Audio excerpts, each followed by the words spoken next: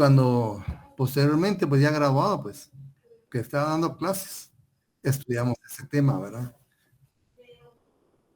Estudiamos el tema del grupo contador, incluso una colega hizo su tesis sobre eso, una tesis muy bonita, una muy buena investigación. Ya falleció la compañera de cáncer. ¿Mm? Hicimos el privado juntos, hace un tiempo, ¿no? Pero en el ámbito internacional, pues muchas veces participa la comunidad internacional a través de un país, a través de un organismo internacional, o a través de un grupo de países, o a través de un grupo de organismos internacionales para resolver un problema. ¿Verdad? Entonces, como digo, aparte de estas figuras, pues existe esa propia de Centroamérica, ¿verdad? Con los países de Latinoamérica. En la mediación ya también participa un tercer país. La diferencia con los buenos oficios es que aquí el tercer país sí va a participar, ¿verdad? Se va a sentar en la mesa, a la par de las partes, ¿verdad? A la par de los estados que estén confrontados, ¿verdad? Él también se va a sentar. También va a proponer, ¿ves? Formas de solución. Va a participar activamente en las negociaciones, va proponiendo, ¿verdad? Participando, etcétera. Entonces aquí la mediación, decíamos, tenía como característica fundamental la confianza, ¿verdad? Aptitud, discreción, confianza, ¿verdad? Pero hay otra figura muy importante que es la investigación. Ya les conté lo que había pasado con esta cuestión en el caso de Estados Unidos, Irak, ¿verdad? Incluso el jefe de la comisión de investigación apareció muerto, ¿verdad? La semana anterior a dar su informe final. Se mueven cosas terroríficas, jóvenes. En el mundo hay cosas tenebrosas. No crean que todo es como se pinta. Que es un científico muy reconocido en Europa. Es el científico de energía atómica. No era cualquier cosa, ustedes. Británico. Apareció muerto. Ya no se supo nada. No se investigó, pero no se le dio mucha cobertura en la investigación. Se fue diluyendo y hasta la fecha, pues, ahí quedó. ¿Verdad? Porque una comisión de investigación, esa comisión iba a darle vuelta a la situación de Irak con su informe. Entonces dice acá, método introducido en el derecho internacional público por la Convención de la Haya, adoptado por la Sociedad de Naciones, o sea, la anterior a la ONU, ¿verdad? Y la Organización de Naciones Unidas ya lo retomó, y la Organización de los Estados Americanos. Otras organizaciones internacionales también lo han adoptado, ¿verdad? Ahora, aquí en la investigación hay algo importante, ¿verdad? ¿A qué se va a dedicar la investigación? ¿Qué cobertura va a tener?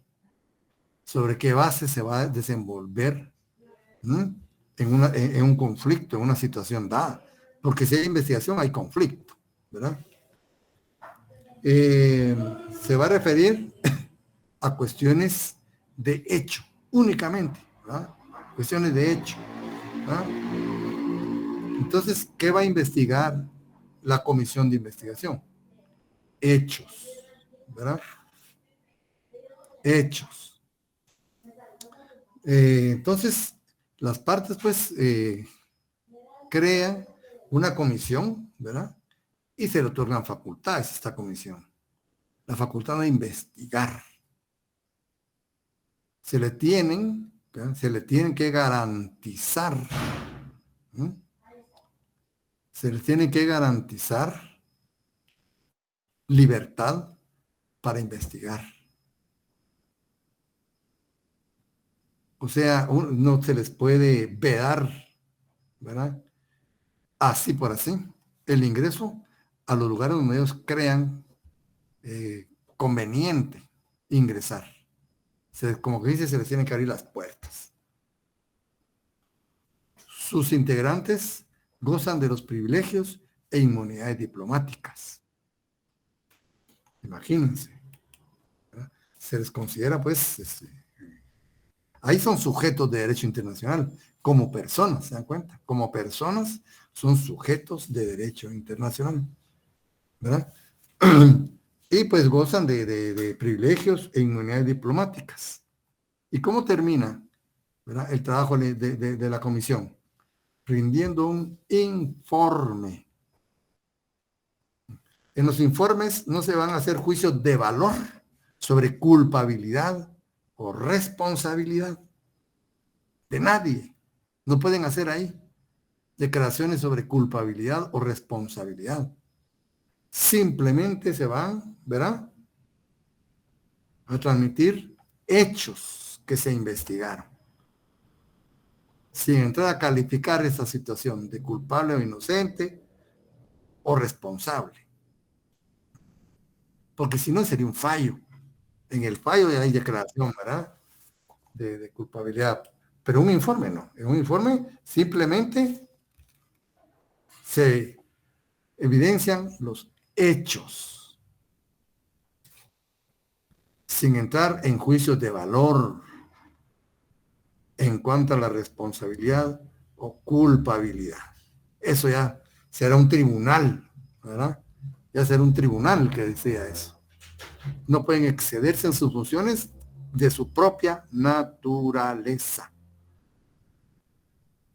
Entonces, en el informe, pues, ¿verdad?, la exposición de los hechos debe ser objetiva.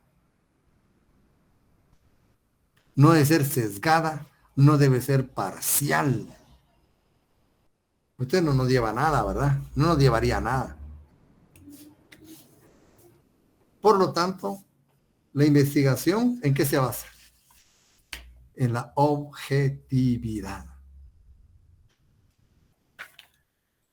En la objetividad. Como ven, 4 palabras claves para estas figuras, ¿verdad? Aptitud. Aptitud de los negociadores. Discreción en los buenos oficios. Confianza en la mediación. Objetividad en la investigación. Ven que las figuras son distintas, ¿verdad? Son distintas. Ahora los medios jurídicos. Los medios jurídicos van a ser básicamente 2. Va a ser básicamente 2.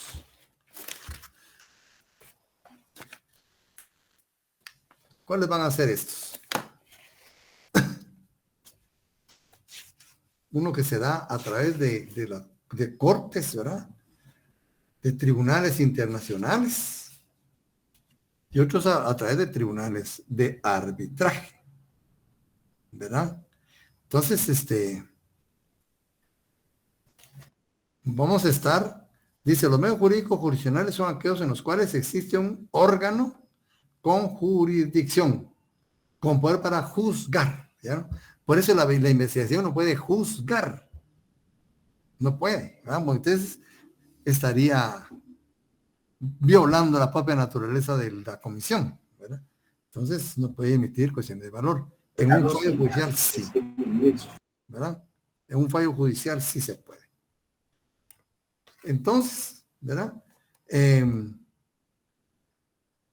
Entonces aquí los órganos sí tienen jurisdicción, tienen poder para juzgar, esa es su naturaleza. Y se acude a ellos para dirimir en forma pacífica conflictos internacionales. ¿Y cuáles son esos? ¿Verdad? Se dan a través del arbitraje y la decisión judicial. El fallo judicial y el laudo arbitral. El fallo judicial internacional y el laudo judicial internacional. Entonces, medios jurídicos a través de los juzgados, tribunales internacionales, están, ¿verdad? La Corte Internacional de Justicia de la ONU. Pero hay muchos más, ¿verdad? El Tribunal del Derecho del Mar,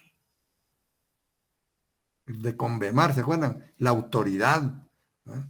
En que estos son especializados.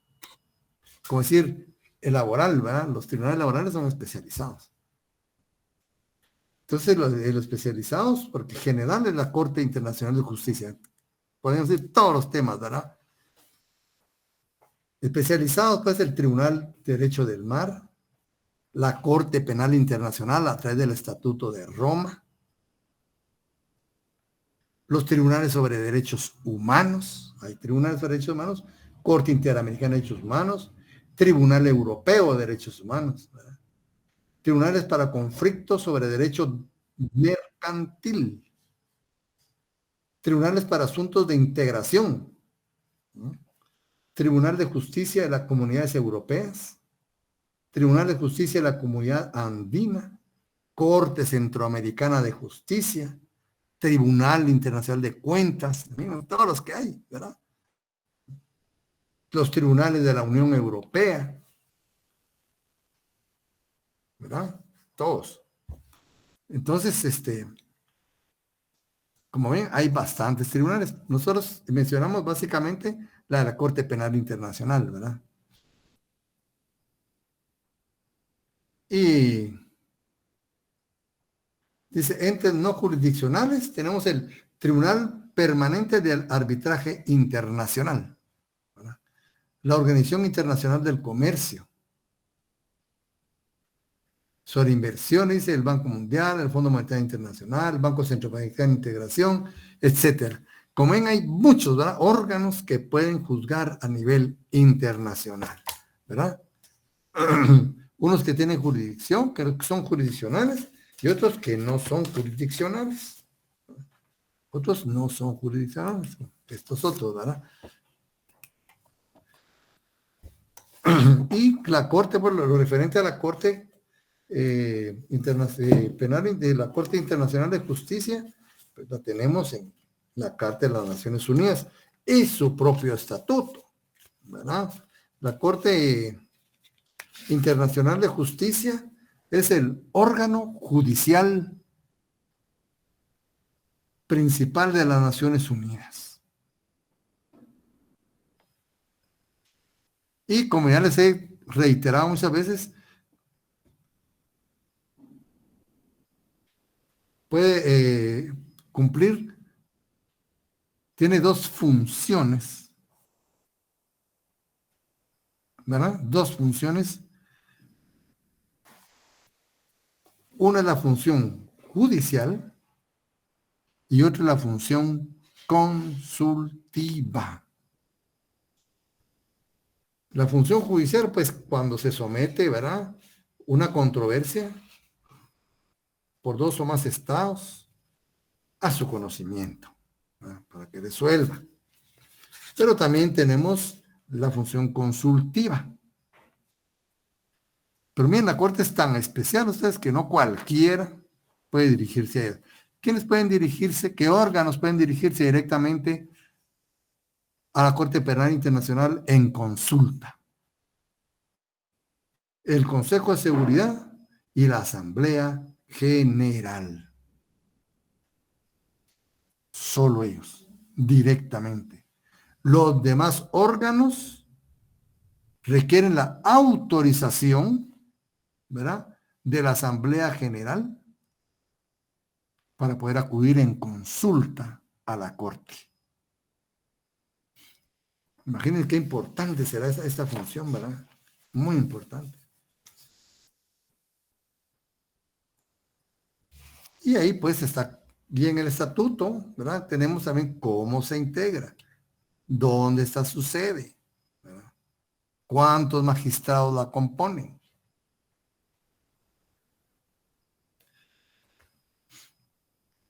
Y están pues todos los demás tribunales, ¿verdad?, que les mencioné, los desarrollos doctorales, eso los vamos a a tener solo como punto de referencia, ¿verdad? Para que nosotros tengamos el conocimiento que hay otros tribunales. Otro es el arbitraje. El arbitraje finaliza a través de un laudo arbitral internacional, en este caso, ¿verdad? Internacional. Características sobresalientes es que es voluntario en su sometimiento, ¿verdad? O sea,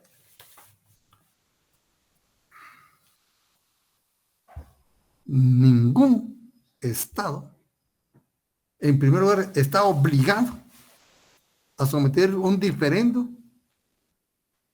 al conocimiento de un tribunal arbitral. ¿No? Segundo, ningún Estado puede estar obligado o puede ser sometido, ¿no?, a aceptar una cláusula arbitral. Es decir, el sometimiento al conocimiento arbitral es estrictamente voluntario. Hasta ahí, ¿verdad? Segunda etapa. Una vez sometidos voluntariamente al arbitraje, este ya se convierte forzoso en su procedimiento y en su laudo, en su decisión, ¿verdad? En su procedimiento y en su decisión. Esas son forzosas. La decisión es vinculante. La decisión de un tribunal arbitral es vinculante, ¿verdad? Esa decisión se llama laudo arbitral.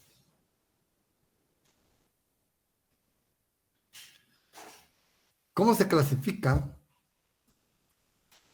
Ocasional e institucional. El ocasional, dice, es aquel en el cual las partes, al fracasar, utilizando otros medios, finalmente deciden de común acuerdo y voluntariamente, ¿verdad?, someter, ¿verdad?, la decisión a un tribunal arbitral. Es decir, el conflicto entre las partes ya existe. El problema es que no lo pueden solucionar. Posiblemente ya han utilizado todas las figuras que hemos visto anteriormente, ¿verdad?, y no se pudo. Entonces, ya se someten al conocimiento de arbitraje y nace pues el tribunal arbitral para esas partes. En el arbitraje institucional, este ya se basa en un documento previo, donde las partes ya han aceptado de común acuerdo, ¿verdad?, someter diferencias a un tribunal arbitral. Es decir, cuando adquirieron esa obligación voluntariamente adquirida, ¿verdad?, el conflicto no existía. Entonces aquí hay una diferencia fundamental, ¿verdad? En el arbitraje ocasional, primero es el conflicto y después es el compromiso. Como que es curativo, ¿verdad? Cura enfermedades.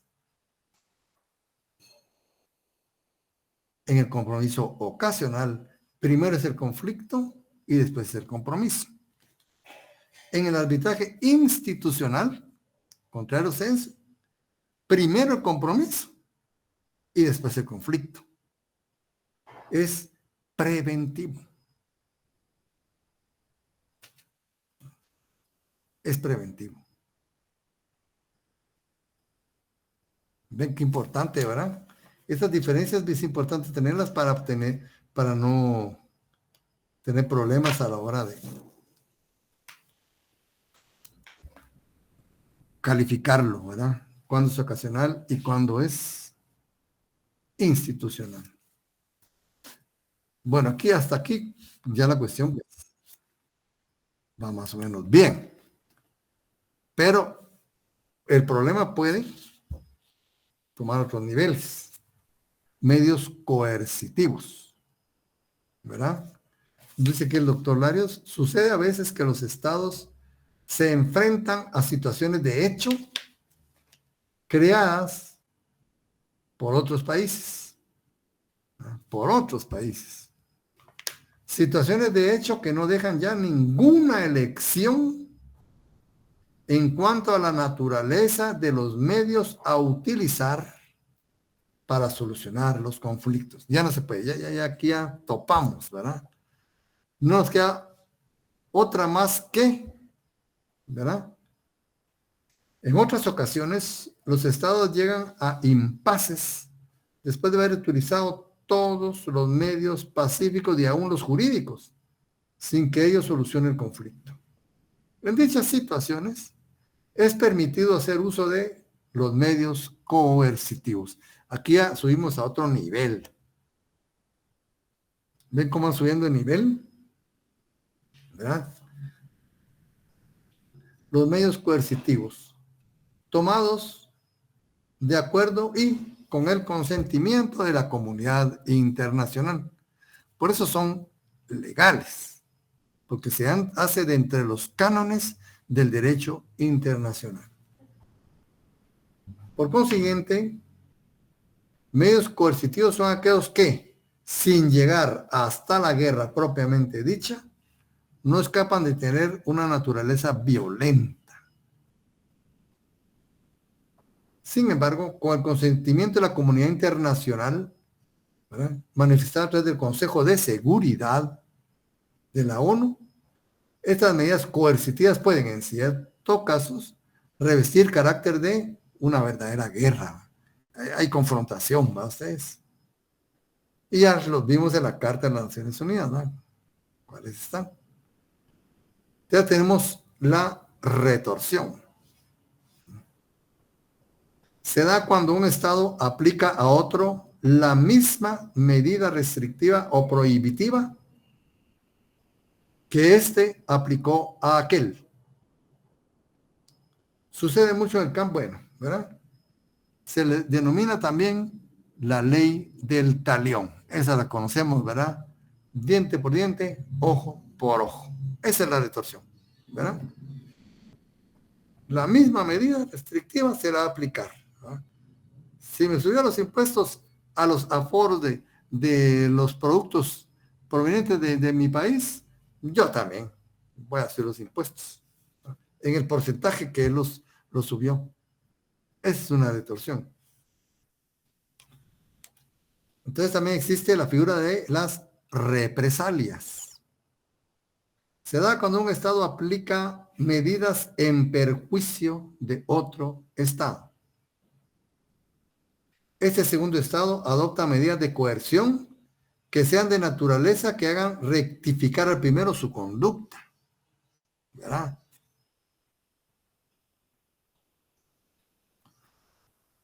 Imagínense que Guatemala prohibiera el ingreso de productos venidos de China, por decirles algo, ¿eh?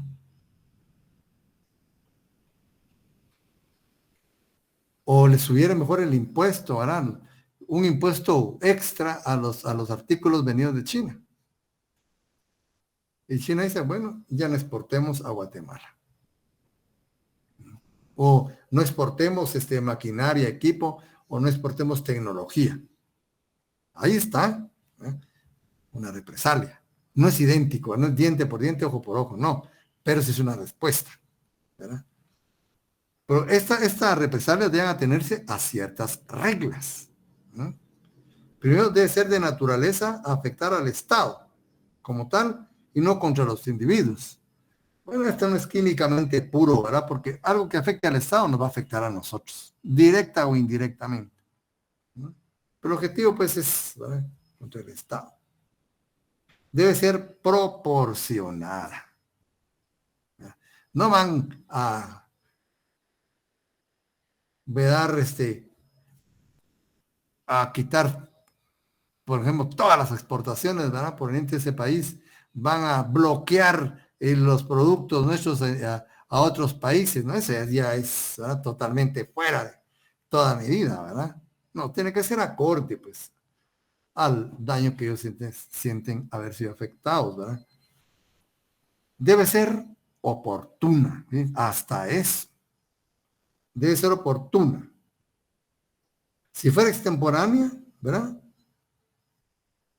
podría concluirse una aceptación tácita a la situación. Entonces ya la respuesta ya no se toma de la misma manera.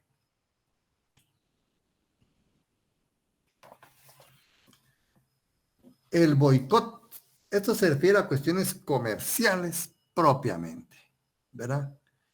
Es la interrupción de relaciones comerciales. Puede ser oficial, particular, puede ser total, parcial, ¿verdad? Puede ser, ¿verdad?, oficial y particular, o puede ser total o parcial. Entonces aquí se prohíben relaciones de carácter comercial con relación a un país. La cuarentena, aquí a la cuestión ya va un poco más delicada, ¿verdad? La cuarentena se aplica en tiempo de preguerra. Muy peligroso, ¿verdad? Muy peligroso. Es un esfuerzo selectivo, ¿bien?, selectivo y preventivo. Qué interesante, ¿verdad? Selectivo y preventivo. Destinado a disipar una amenaza para la paz. Esto se aplicó a Irak, ¿verdad?, previo a la investigación, fíjense. Después fue la investigación. Los Estados Unidos tendieron un cerco por el mar y estuvieron interceptando barcos que iban destinados a Irak, rumbo a Irak. Y efectivamente requisaban el barco, ¿verdad? Y encontraron, decían ellos, algunos elementos para fabricar armas de destrucción masiva. Eso decían en los informes. A veces es una cuarentena. Después vino la confrontación bélica, ¿verdad? Entonces sea tiempo, en tiempos de paz, pero a circunstancias que tienden a una guerra inminente. Tambores de guerra ya, ¿verdad ustedes? Por la cuarentena se ejerce estricta vigilancia sobre el tráfico, con discreción de permitir o impedir la entrada y salida de buques, naves aéreas, transporte terrestre, cualquier clase de comunicación, ¿verdad?, de y hacia ese país. O sea, es una situación muy complicada, muy delicada, ¿verdad? En este caso, grupo de estados que toman la medida se reservan el derecho de requisa o inspección. Pueden ingresar, revisar aeronaves, trenes, barcos, vehículos de transporte colectivo, etcétera, ¿no? Entonces sí es una situación bastante fuerte, ¿verdad? El cual debe ser utilizado con extrema prudencia. ¿Ves? ¿Hasta dónde llega? ¿Quién sabe eso? ¿Quién lo mide? ¿Verdad? Ven ustedes, es una situación bastante complicada. La cuarentena ya. Dice, la cuarentena puede ser total o parcial. Solo para cierto, solo transporte marítimo, solo transporte terrestre, solo transporte aéreo, ¿verdad?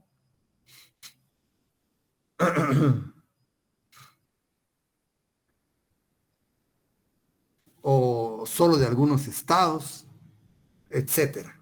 Es bien amplio. Este medio pone a los estados a un paso de la guerra, porque significa intervención, lesión a la dignidad del Estado, ya significa, como que dice, tocarle la cara a alguien, ¿verdad?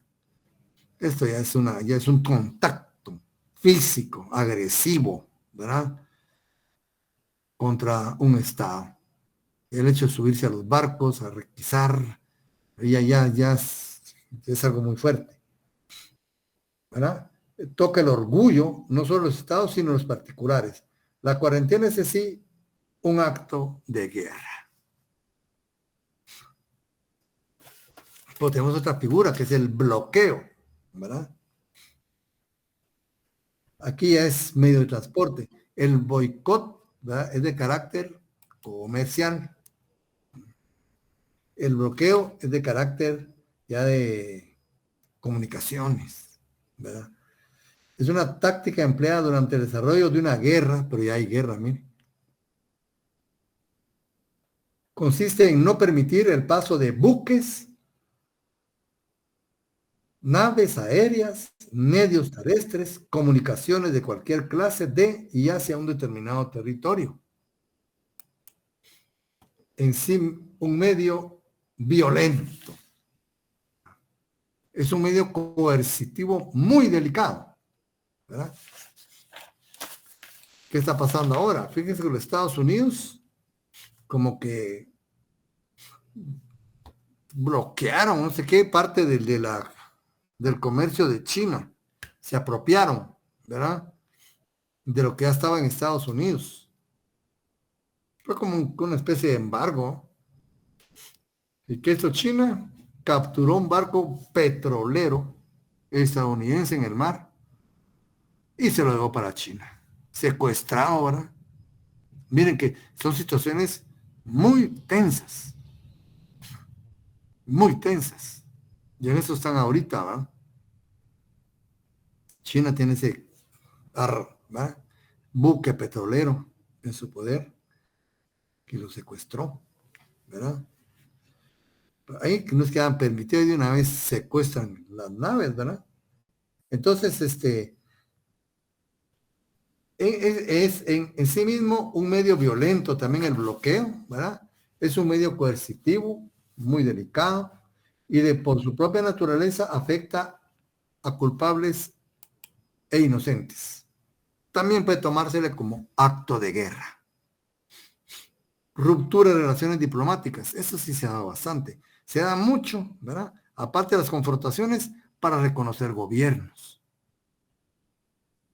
Mucho, ¿verdad? Se han dado cuenta que muchos estados no están de acuerdo con algunos movimientos políticos de otros estados, pero no pueden vociferar a cuatro vientos lo que piensan, pues entonces pueden tomar como una intervención en los asuntos internos de un estado y eso acarrea responsabilidad. Por eso, cuando sienten una afrenta o hay que pronunciarse respecto a un tema muy delicado, ¿verdad? Que tiene que ver con situación política. Lo que prefieren es mover, ¿verdad?, su personal diplomático. La ruptura de relaciones diplomáticas se produce cuando un Estado se siente gravemente afectado por la conducta de otro Estado. Les digo México y Cuba, ¿verdad? Cuando sacaron a Fidel Castro de la reunión para que entrara George Bush, ¿verdad? Ahí sacaron a Castro, pues. Se sintieron ofendidos los cubanos y retiraron su personal diplomático de México. De México en respuesta retiró su personal diplomático de Cuba, ¿verdad?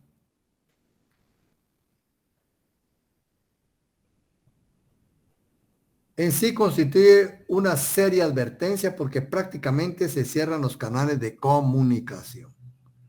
En este caso, los agentes diplomáticos abandonan el país, ¿verdad? Y se solicita a los agentes diplomáticos acreditados, ¿verdad?, ante ese país que abandonen el país de quien toma esta medida. ¿Se dan cuenta? Ese es un conflicto, pero también, como digo, puede darse en el reconocimiento de gobiernos, no estados, de gobiernos. El embargo, dice, consiste en el secuestro de los bienes de un estado por otro. Es prácticamente lo que pasa ahora, ¿verdad?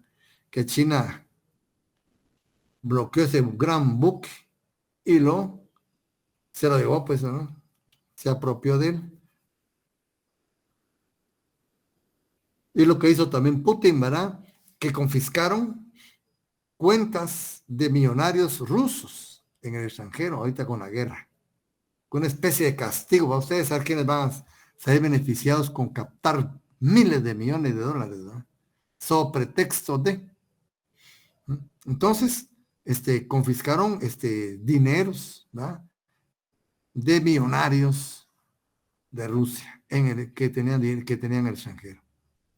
Entonces Rusia confisca, ¿verdad? Embarga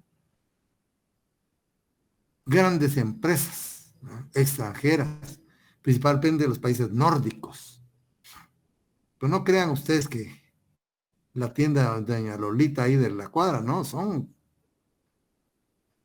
empresas transnacionales, enormes. Entonces Rusia, esa especie también de ley del talión, ¿verdad? Confisca esas propiedades a favor de Rusia. Y así están ahorita.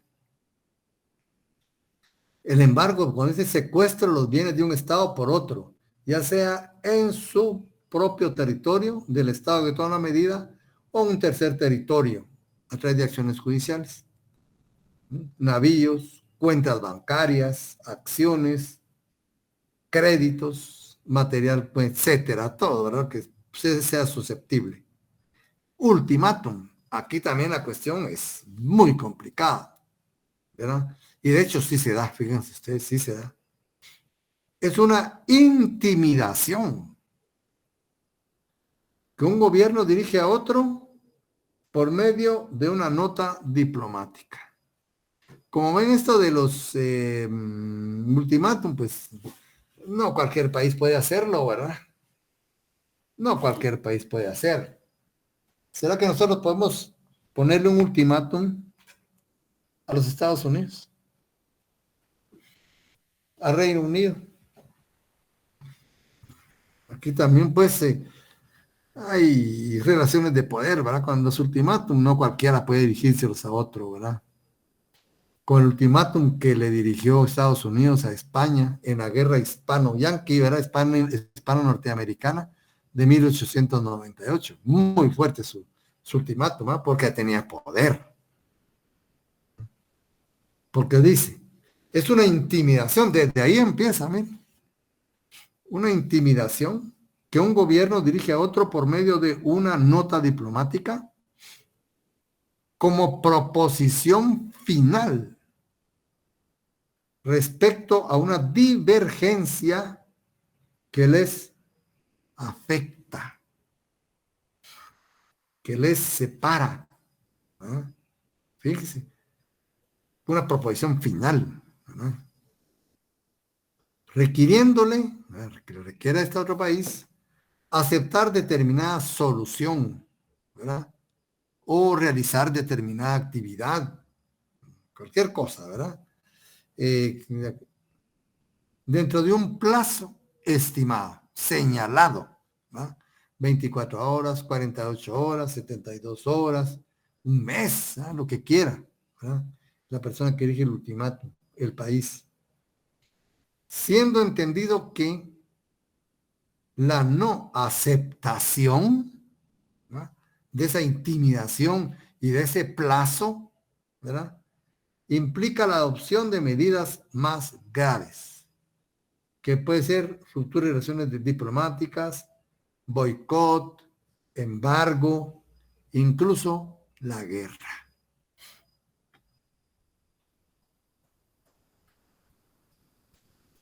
Pero también las Naciones Unidas puede actuar, ¿verdad?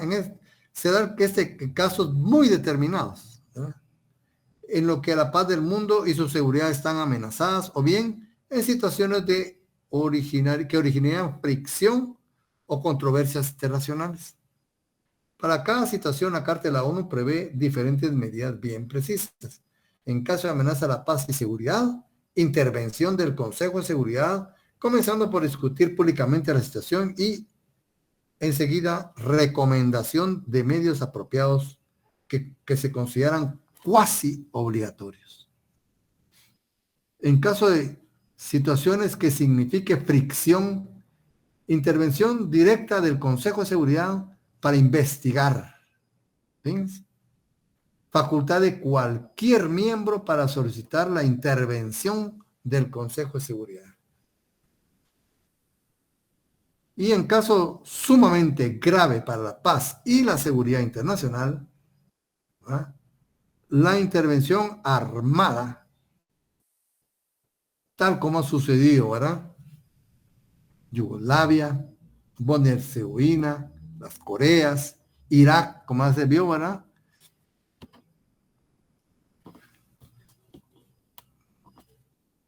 Entonces, es bastante delicado esto, ¿verdad? Entonces vimos las acciones de las Naciones Unidas, ¿verdad? A través del Consejo de Seguridad, en caso de sumamente grave. También pueden intervenir los organismos regionales. Generalmente el Consejo de Seguridad de Naciones Unidas prefiere actuar por medio de los organismos regionales. Nosotros tenemos nuestra OEA, muy importante, ¿verdad? Las sanciones. En general debemos advertir que las sanciones se interpretan como actos de guerra, susceptibles de llevar a la guerra. De ahí que es reacción a aceptar que los estados mismos apliquen sanciones. Se deja que la Organización de las Naciones Unidas, por medio del Consejo de Seguridad y la Asamblea General, sean quienes apliquen las sanciones.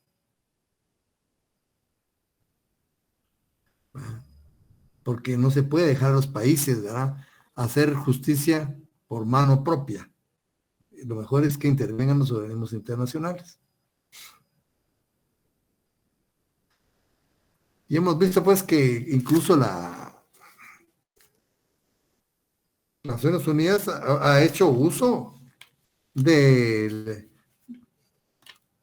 fuerza militar, ¿verdad?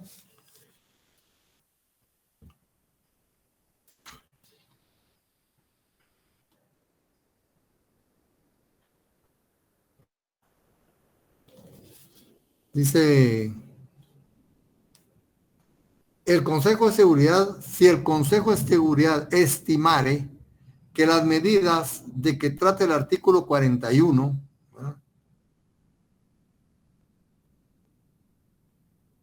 pueden ser inadecuadas o han demostrado serlo, podrá ejercer por medio de las fuerzas aéreas, navales, terrestres, la acción que sea necesaria, necesaria para mantener o restablecer la paz y la seguridad internacionales. Tal acción podrá comprender demostraciones, ¿verdad?, bloqueos, otras operaciones ejecutadas por fuerzas aéreas, navales o terrestres de miembros de las Naciones Unidas. Se dan cuenta que la situación, pues, y se establece un comité de Estado Mayor, ¿verdad?, para los cascos azules. El comité de Estado Mayor estará integrado por los jefes del Estado Mayor de los miembros permanentes del Consejo de Seguridad. Ya cerraron otra vez el cerco y miren los casos, ¿verdad?, que está tratando, delicadísimos. Pero ellos tienen el privilegio, ¿verdad? Por eso esa confrontación que se dan a esos niveles es muy peligrosa, porque son países que guardan mucho poder. Si ahora pues solo el BRICS, ¿verdad?, pues casi la mitad de la población mundial. Son países muy grandes, muy poderosos, ¿verdad? Entonces, la, estas acciones, ¿verdad? Y sobre todo, el Comité de Estado Mayor, ¿verdad?, también se reserva para los poderosos. Que sí que Guatemala no puede formar parte, ni El Salvador, ni México, ni países más grandes que nosotros, darán mucho menos nosotros. Solo, dice ahí, los miembros del Consejo de Seguridad por los jefes de Estado Mayor de los miembros permanentes. ¿Y quiénes son los miembros permanentes? Estados Unidos, China, Rusia, el Reino Unido, de la Gran Bretaña, Irlanda del Norte, ¿verdad? Y Francia. Solo ellos pueden también integrar el Comité de Estado Mayor, en el caso de conflicto, los cascos azules que les llaman, ¿verdad? Entonces, como ven, se puede llegar incluso al uso de la fuerza bélica.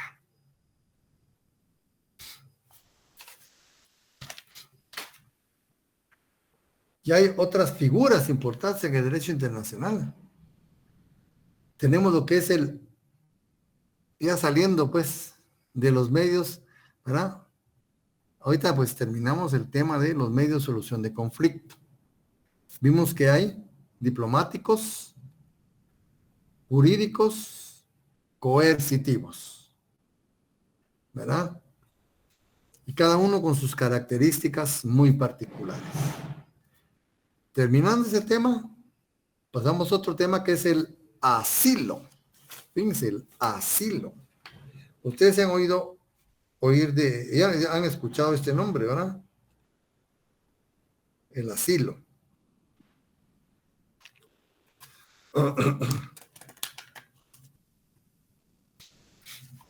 El Diccionario de Derecho Internacional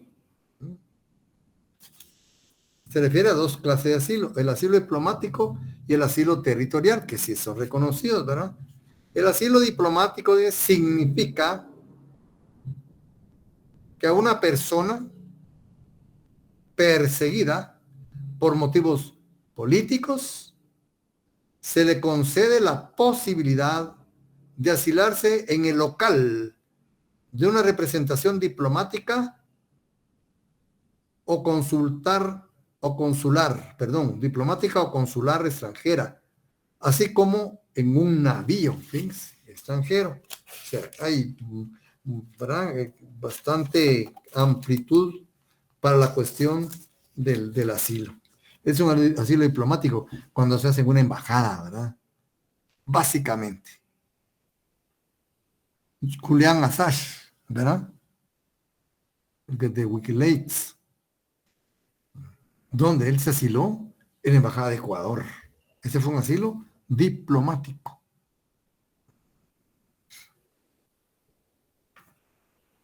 Y un caso muy sonado en el mundo, Raúl Haya de la Torre. Era de un partido que se llamaba el APRA en Perú. Fue perseguido político y se asiló en una embajada. Pasó años ahí, ¿no? No crean que son 2-3 horas, ¿no? Y ahí está. Esa es una cuestión muy complicada. Meses, años ahí. Raúl Haya de la Torre. Si ustedes pueden buscar ese caso, está en internet, ¿verdad? Era un dirigente político peruano del partido, se llamaba APRA.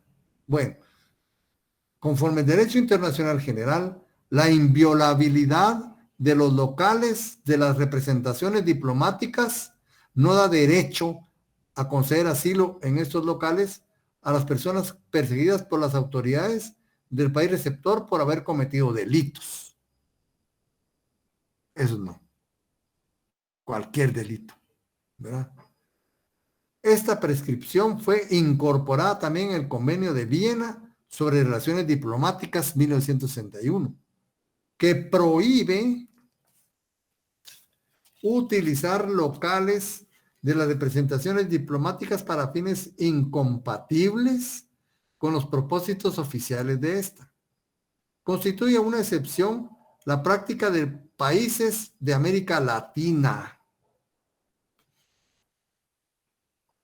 Entre los estados de esta región hay varios tratados que reglamentan la concesión de asilo diplomático, pero los propios juristas latinoamericanos cuestionan la existencia de la institución de derecho consuetudinario del asilo diplomático en América Latina, donde más se ha utilizado en el mundo el asilo es en Latinoamérica.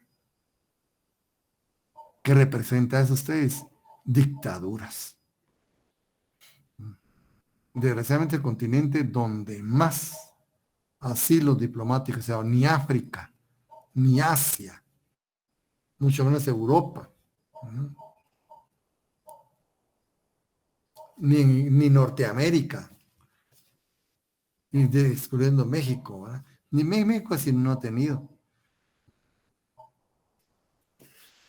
Pero está también el asilo territorial, digamos el diplomático, ¿verdad? En una embajada, en una sede diplomática. Dejémosla ahí. Digamos que hay otro, ¿verdad? Pero con la sede diplomática nos damos una idea de qué se trata, ¿verdad? Y el asilo territorial significa que a una persona perseguida por motivos políticos se le concede protección en el territorio de un estado. Pues dice, sale las fronteras, ¿verdad? Lo que pasó en Corea del Norte cuando se escapó aquel militar, ¿verdad? Ustedes que está en internet también está ese video, ¿verdad? Como el soldado ahí esquivando todas las retenes que hay y baja del automóvil, y todavía le disparan, lo hieren, medio pasa la línea y queda desmayado el señor, ¿verdad? Y era un soldado, un militar. Soldado era del ejército norcoreano. Pero ya ahí, en el territorio, ya no pudieron pasar de Corea del Norte. Llegaron los del ejército de Corea del Sur. Pues empezaron el proceso de asilo. Ese es gráficamente un asilo territorial. Protegerse a través de las fronteras. El territorio, por eso el territorio es importante, ¿se dan cuenta? El territorio es fundamental en el ámbito internacional, ¿verdad? Entonces dice, significa que una persona perseguida por motivos políticos se le concede protección en el territorio de determinado estado. La autorización de resistencia fija dada, bueno, etcétera, ¿verdad? Lo importante aquí es que, ¿verdad? El territorio sirve, ¿verdad? Como espacio de asilo. Y lo tendremos en nuestra Constitución esta figura. Artículo 27. Derecho de asilo. Guatemala concede el derecho de asilo y lo otorga de acuerdo con las prácticas internacionales. La extradición, es otra figura, se rige por lo dispuesto en tratados internacionales. Por los delitos políticos, es que eso es lo importante, por los delitos políticos no se intentará la extradición de guatemaltecos. Extradición activa. Quienes en ningún caso serán entregados. Extradición pasiva, ¿verdad? A gobierno extranjero, salvo lo dispuesto entre, bueno, etcétera, ¿verdad? También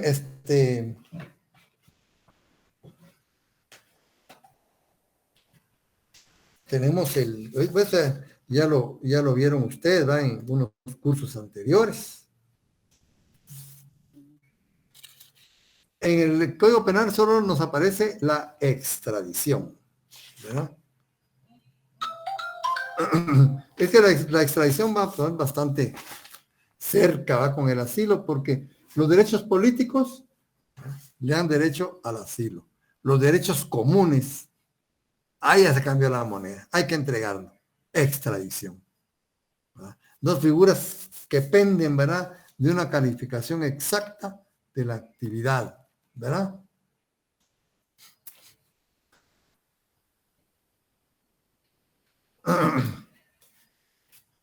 ¿Qué dice el doctor Jorge Mario Castillo González al respecto. Nos dice el doctor Castillo González, transcribe el artículo 27 y comenta. Derecho de asilo y extradición. El derecho de asilo es parte del derecho de entrar y permanecer en el territorio guatemalteco, como dice el de locomoción, ¿verdad? Pero entra y sale. Se otorga a los extranjeros que en su país de origen sufren persecuciones, amenazas y atropellos de sus derechos individuales, ¿no? O por motivos, ¿verdad?, políticos, de manifestación política, ¿verdad? El Estado guatemalteco se reserva el derecho a calificar si el extranjero es realmente un perseguido político, eso es lo importante, ¿verdad?, o un delincuente. Y ahí viene la diferencia. Si es perseguido político, asilo. Si es delincuente, extradición. Miren qué diferencia. Miren qué diferencia, ¿verdad? Qué importante la calificación, porque nos da resultados diferentes. Entonces dice, el Estado guatemalteco se reserva el derecho a calificar si el extranjero es realmente un perseguido político o un delincuente común. Por eso miren ustedes, nuestros políticos dicen es persecución política. Empiezan ellos, se dan cuenta para dónde van. En una, no aceptar su culpabilidad y seguir engañando a la gente, ¿verdad? Y la segunda es que si esa cuestión se complica, ya al principio pues soy perseguido político. Entonces, ¿qué? ¿verdad? Asilo. Al ladrón, extradición, ¿verdad? Al político, asilo. Al delincuente común, ¿verdad? Extradición. Si fuera delincuente y busca refugio en Guatemala, queda sujeto a la extradición. Guatemala tiene que devolverlo. El artículo 27 constitucional, en cierta medida, persigue un alto a la impunidad de los delincuentes comunes que buscan ocultarse en otros estados.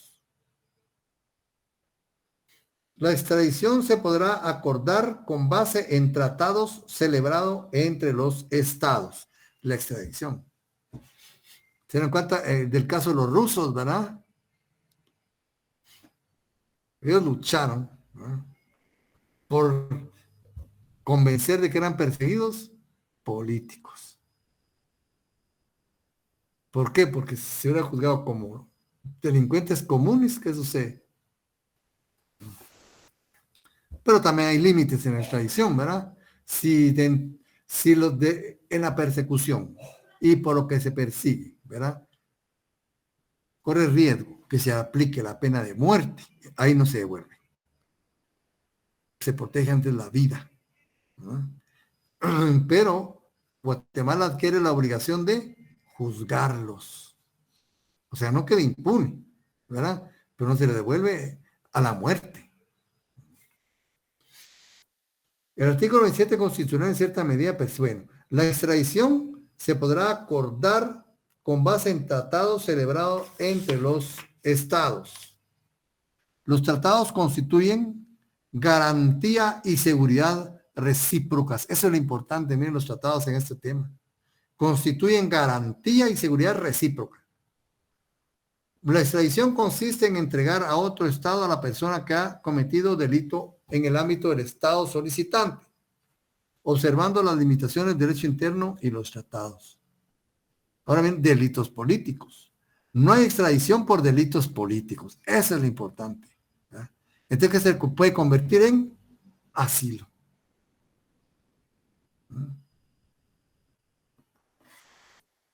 ¿Cuáles son los delitos políticos? Se entienden por delitos políticos a, stricto sensu, aquellos que atentan exclusivamente contra el Estado, su seguridad, sus instituciones políticas, su honor, etcétera. Para determinar existen dos criterios, el objetivo y el subjetivo, ¿no? Y ahí nos va a decir. El objetivo que se funda en determinar si el delito está dirigido contra la organización política o jurídica del Estado, sin tomar en cuenta los fines, ¿sí? El hecho en sí, ¿verdad? Y el subjetivo se funda en la intención, esa es otra cuestión diferente. Entonces, como miren, es delicado, ¿verdad? Calificar los delitos. Y B, ¿verdad? El A era estricto sensu y el B, lato sensu o relativo. Incluye aquellos actos dirigidos contra la organización política o social de un Estado, pero igualmente contra los intereses privados. En este caso, se diluye en un delito político stricto sensu subjetivo. Dice, tomado el libro Manual de Derecho Internacional Privado del doctor Carlos Larios Ochaita, para nuestro próximo curso. La Constitución no acepta los delitos comunes conexos con los políticos. El procedimiento de extradición, bueno, ya está. El asilo, reconocido como derecho, se materializa cuando el perseguido, ¿no? ¿El perseguido qué? El perseguido político, ¿no? Eso es, ¿no? El perseguido político busca amparo y protección en legaciones, navíos de guerra, campamentos o aeronaves militares. Hay una convención sobre el asilo diplomático. Ya vimos, ¿verdad? Se diplomáticas, pongamos para no enredarnos más.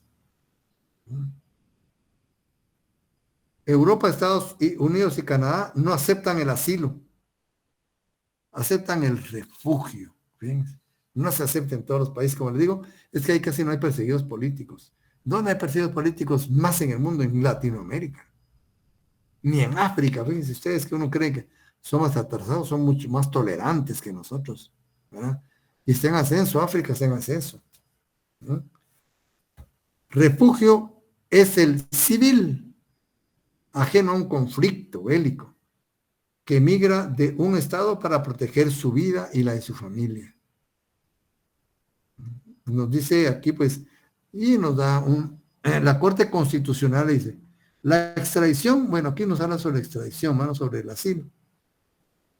Pero el asilo es una figura bastante amplia, ¿a ustedes?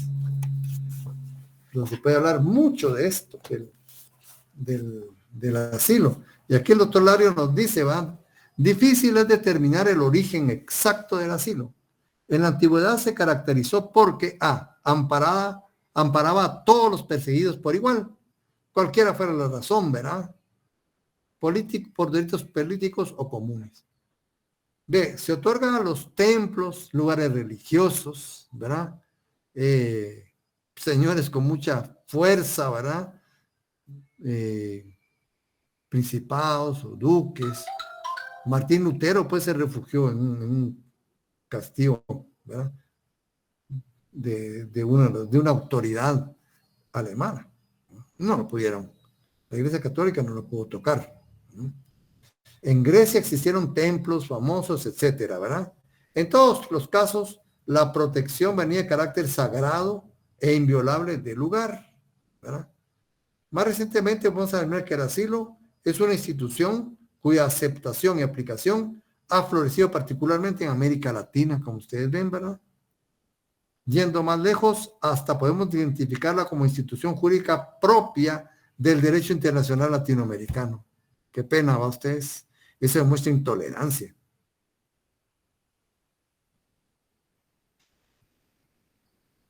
Los Estados Unidos de América, los Estados Unidos de Norteamérica no existe. El país se llama Estados Unidos de América, ¿verdad? Nunca ha sido muy entusiasta en este respecto, aun cuando ocasionalmente ha concedido asilo diplomático en Etiopía, España y Hungría. En tales casos se los caracteriza como huéspedes. Bueno, los países europeos tienden a no reconocer su existencia, con excepción de España, ¿verdad? Como ven, es una figura muy controversial, muy controvertida, pero aquí en Latinoamérica sí, ¿verdad? Dice, existe la Convención sobre el Asilo Territorial. Ya vimos, ¿verdad? Una convención sobre el asilo diplomático y una convención sobre el asilo territorial. Ahora ya sabemos en qué consisten, ¿verdad? Y ahí miren tratados para cada uno de ellos. Dice concepto, el asilo es la institución, ¿verdad?, que consiste en el amparo que se busca en un estado diferente, es el asilo territorial, ¿verdad? O sí, también, o aquel en el cual una persona es perseguida políticamente, molestada o amenazada en su integridad física o en la integridad física de su allegado o sus bienes. El asilo equivale a protección. Eso es lo importante. Asilo, protección, ¿verdad? Protección otorgada en un lugar que goza de inmunidad, de extraterritorialidad. Etimológicamente, asilo viene de la palabra griega asilo, que significa sitio inviolable. Y hay condiciones para el asilo, ¿verdad? Como ven, es una figura también bastante amplia, ¿verdad? Muy, muy amplia. Bien, compañeros. Sí, Guillermo. Licenciado, buenas noches. Buenas noches, Guillermo. Solo como un comentario nada más. Estaba platicando usted ahorita sobre el asilo, ¿verdad, licenciado? Sí. El asilo político y todo esto. Básicamente cuando uno pide un asilo es porque uno va prácticamente huyendo de su país, ¿va, licenciado? Así es. Sí. ¿Qué sucede con los cubanos? ¿Verdad? Yo estuve en Miami 5 años. Los últimos años que viví en Estados Unidos los viví en Miami. Trabajaba como con 90 cubanos. Sí. Me di cuenta de que ellos piden asilo, ¿verdad? Y me cuentan toda su historia, que estuvieron presos y todo, ¿verdad, licenciado? Entonces, sí. Pero ellos al estar 1 año y 1 día ya reciben su green card en Estados Unidos. Así es. Y lo primero que hacen ellos es, al día siguiente, al año 2 días, ir para Cuba a pasear, ¿verdad? Entonces, yo les pregunto, pero si saliste de Cuba huyendo, ¿qué regresas a hacer? ¿Verdad, licenciado? Sí. Solamente un comentario, porque si pide asilo es porque está huyendo, ¿verdad? Y así es. Al año 1 día, al año 2 días ellos ya pueden regresar. Entonces, les digo yo, lo que estás haciendo es alimentando el poder comunista, porque vas a dejar tus dólares. Entonces les estás ayudando en la economía, les digo yo. Pero es un poquito difícil platicar con ellos a veces, ¿va, licenciado? Solamente era un comentario. Bueno, sí, está bien. Sí, también lo que, como les digo, el asilo también se ve involucrada la soberanía del Estado, ¿no? Y como ven, Estados Unidos pues casi no acepta esa figura como la aceptamos nosotros, ¿verdad? Lo que todo Estados Unidos, según tengo entendido, es un estatus migratorio especial, ¿verdad? Que lo tiene para los cubanos, yo creo que lo amplió para los nicaragüenses. Y les dan cierta estabilidad en los Estados Unidos, ¿verdad? Y como dice el compañero, al cumplir cierto término a ellos en esa situación, se les da otro estatus especial, ¿verdad? Pero eso es propio de los Estados Unidos, que puede, en un momento determinado, puede funcionar como el asilo, ¿verdad? Pero es una cuestión así de carácter, pues, probablemente soberano del Estado de los Estados Unidos, ¿verdad? Que ahora se va a resaltar mucho, y se los cuento, con la situación que está pasando en la Florida. Por las cuestiones migratorias que hay ahí, ¿verdad? Que este tema sería bueno que lo vieran ustedes. Ahorita la Florida está en una situación muy especial porque todos los latinos que no están que no han regularizado su situación migratoria están huyendo porque se está poniendo dura la situación ahí. Pero es otro tema, ¿verdad? Bien, compañeros, entonces dejamos acá. Y primero seguimos en la otra clase, ¿eh? Gracias, Lick. Buenas noches. Muy bien. Gracias, licenciado. Feliz noche. Gracias, Lick. Feliz noche. Gracias, Lick. Feliz noche. Feliz noche, licenciado. Bien, jóvenes. Excelente clase, gracias. Buenas noches.